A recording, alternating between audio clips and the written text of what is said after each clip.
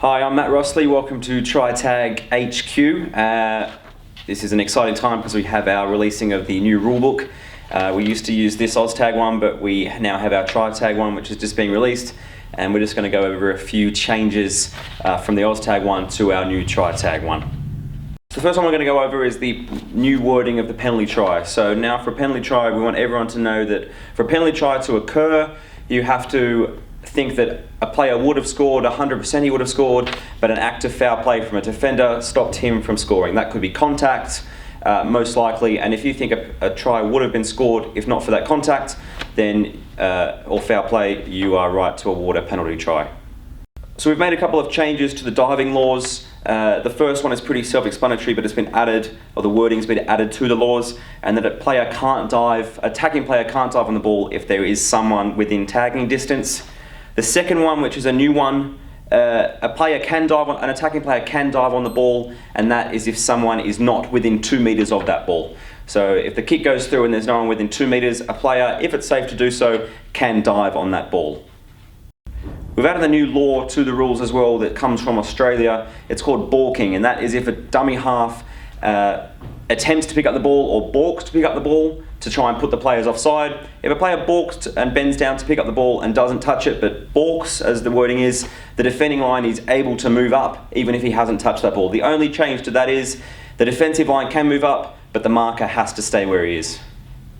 This is one we've talked about a lot, and it's just being added to the rules, and that is if a player is offside on the 7 meters, he's able to come back onside if he retreats back to the 7 meter line where the defensive line was. Once he gets back there, he can go back in play and he's back onside. In the same way that a tag is called if an attacking player goes down on his knees, this is now being added to if a player goes down on his knees in the in-goal area when he's attacking. You can't award a try in this situation. If he goes down on his knees, then you go back to the 5 meters and a tag is counted. Same way as it happens in the field of play.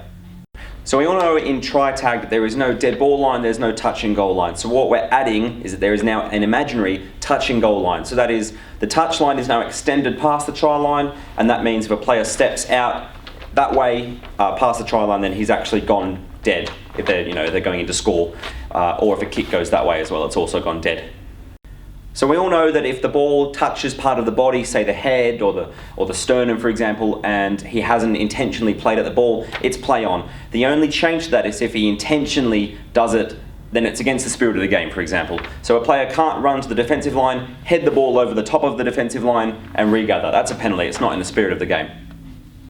We all know this next one, but it's just the rewording of it because I think Tag had something different. If the 3 second count is called and they get to 3 seconds, it's just a turnover, it's not a penalty. The only change to that is if you think that it's deliberate time wasting, then you're well in your right to call a penalty and use the sin bin if you think it's bad.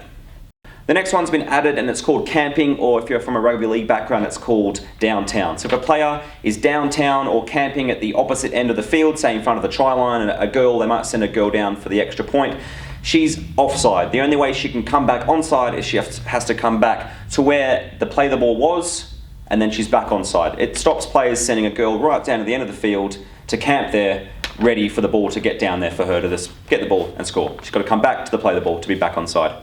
This next one applies to roller heights rules or Super Leagues rules, and that is if a dropout, if it goes over and bounces out in the 10 meters all the way down the other end of the field, that is the same as a 50-10. So a 50-10 is being added for dropouts in Super League.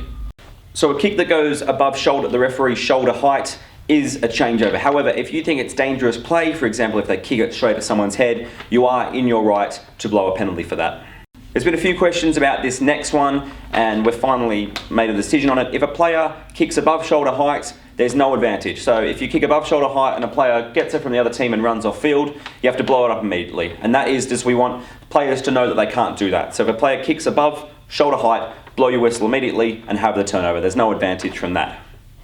We mentioned this earlier with a player with the 3 second rule if they're deliberately wasting time, and this is just to further that on, that if a player deliberately wastes time, maybe they throw the ball away after they knock it on when there's a close game with not long to go, or they kick it deliberately out or dead in goal to slow the game down, they might kick it way downfield, dead in goal. On purpose, you're in your right to sin bin them for that time wasting.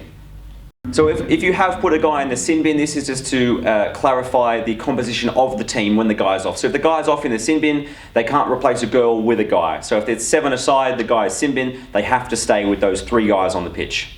In the same way that you can send off a player on the pitch, you can also send off a player off the pitch. That might be a coach, manager, a substitute player. If someone says something to you on the sideline, you can send them off, and they will also be deducted 5 points. If a player on that sideline has been sent off, within reason, depending where you are, what field you're on, you can dismiss them from the actual playing area. That might be behind a fence if you're at an enclosed area, or further back from the pitch if you're on a public space.